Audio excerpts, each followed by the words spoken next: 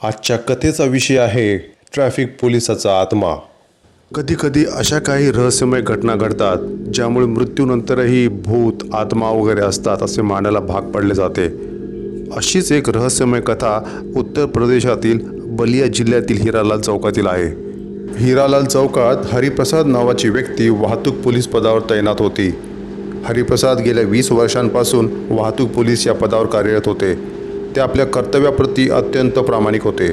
ते नेहमी कामाच्या ठिकाणी वेळेवर पोहोचत आणि वाहतुकीचे काम पूर्ण प्रामाणिकपणे करत असत। त्या चौकात गर्दीचा ताण खूपच जास्त होता। वाहतूक पोलिसांची कमतरता असल्याने या चौकात हरिप्रसाद यांची ड्युटी कायम लागलेली असायची। मी जर रजेवर गेलो तर या चौकात वाहतूक पोलीस नसल्याने मोठा अपघात होऊ शकतो असे हरिप्रसादना नेहमी वाटायचे। त्यामुळे ते महिन्यातून कमीत कमी रजा घेत असत। आता हरिप्रसाद 45 वर्षांचे झाले होते।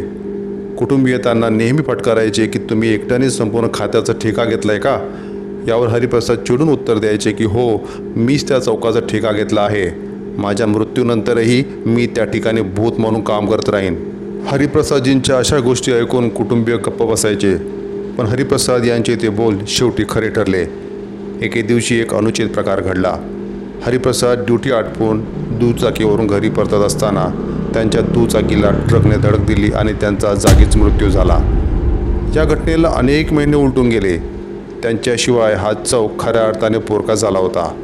त्यांच्या मृत्यूनंतर या चौकात एकही वाहतूक पोलीस ड्युटीवर जरी नसले तरी हरिप्रसाद यांच्या मृत्यूनंतरही त्यांचा आत्मा हिरालाल चौकात आजही फिरत आहे असे तेथील स्थानिक लोकांकडून कळते।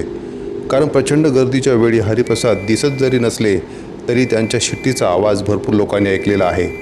एके दिवशी त्या चौकात एक भीषण अपघात झाला। झालं असं की त्या दिवशी या चौकातून एक शाळेची रिक्षा वेगाने जात असताना अचानक एक लहान मुलगा रिक्षातून खाली पडला। दुर्दैवाने दुसऱ्या बाजूने एक व्हॅन वेगाने येत होती। प्रत्यक्षदर्शींना वाटले की हा मुलगा त्या व्हॅन खाली नक्की चिरडला जाणार, पण अचानक एका वाहतूक पोलिसाने मोठ्या शिताफीने त्या पडलेल्या मुलाला जमिनीवर उडी मारत आपल्या हातात अलगद पकडलं। हे तेथील प्रत्यक्षदर्शींनी पाहिलेलं आहे, ज्यामुळे त्या मुलाचा जीव वाचला। अन्यथा व्हॅन खाली चिरडून त्याचा मृत्यू झाला असता। त्यानंतर त्या वाहतूक पोलिसाने त्या मुलाला त्याच्या शाळेच्या रिक्षात बसवले आणि तो तिथून निघून गेला। कुठे गेला ते कोणालाच कळले नाही। शाळेत पोहोचल्यानंतर रिक्षाचालकाने शाळेच्या मुख्याध्यापकांना सगळा प्रकार सांगितल्यावर त्यांच्या शाळेत शिकणाऱ्या मुलाचे प्राण वाचवणाऱ्या त्या वाहतूक पोलिसाबद्दल मुख्याध्यापकांच्या मनात आदराची भावना निर्माण झाली। शाळेच्या मुख्याध्यापकांनी आता हिरालाल चौकातील त्या वाहतूक पोलिसाचे बक्षीस देऊन सत्कार करण्याचे ठरवले।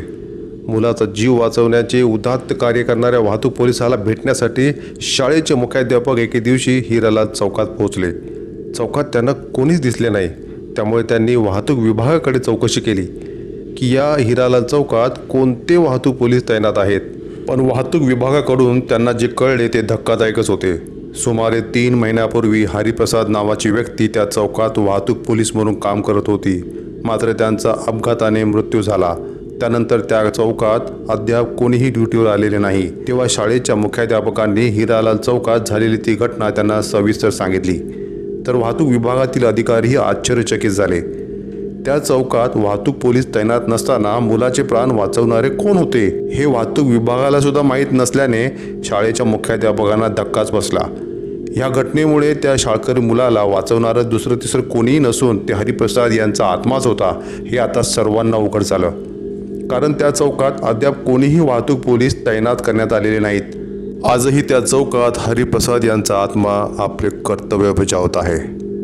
रसिको, आजची ही रहस्यमय कथा तुम्हाला कशी वाटली ते लाईक व कमेंट करून आम्हाला कळवा। आवडली असेल तर शेअर व सबस्क्राईब नक्की करा। आपण पुन्हा भेटू एका नवीन कथेसह। धन्यवाद।